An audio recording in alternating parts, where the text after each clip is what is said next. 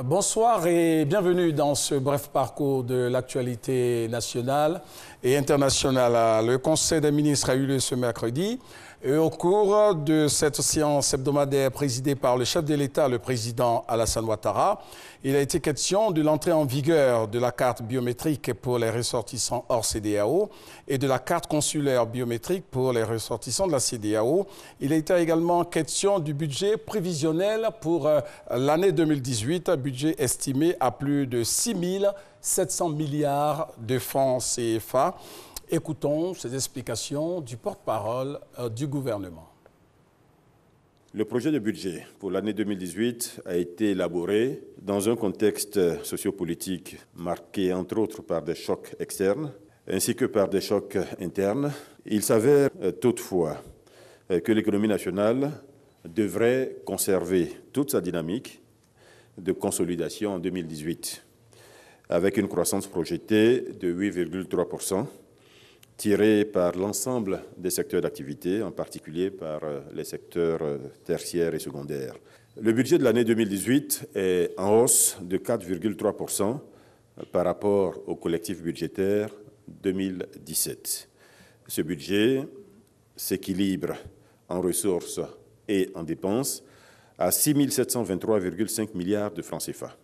Le projet de budget de l'année 2018 traduit la constance de la politique budgétaire du gouvernement avec, entre autres, la poursuite de la maîtrise des charges de fonctionnement pour dégager justement les marges nécessaires au renforcement des investissements.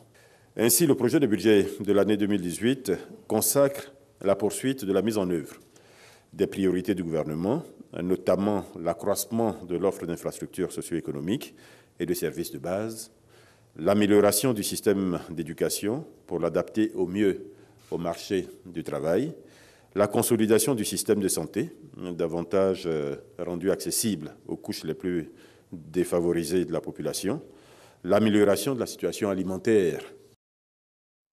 Le compte-rendu complet de ce Conseil des ministres au journal de 20h. Ces dernières années, 96% des emplois en Côte d'Ivoire ont été créés en faveur des nationaux. C'est le CEPICI qui le dit dans son rapport d'activité. Le CEPICI, c'est le Centre de promotion des investissements en Côte d'Ivoire. Ce centre a mis en place un dispositif qui permet un suivi-évaluation des entreprises agréées en phase d'exploitation.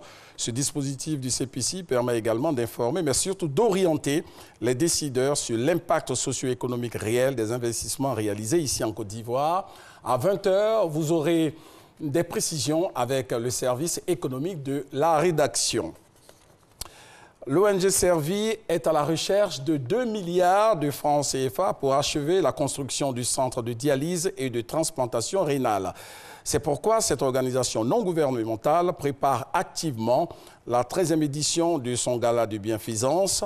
Et à l'occasion de ce gala prévu le 28 octobre prochain, des fonds seront recueillis auprès de donateurs pour finaliser la construction de ce centre spécialisé dans la prise en charge des malades de l'insuffisance rénale. La réalisation de ce centre est estimée à un coût total de 5 milliards de francs CFA.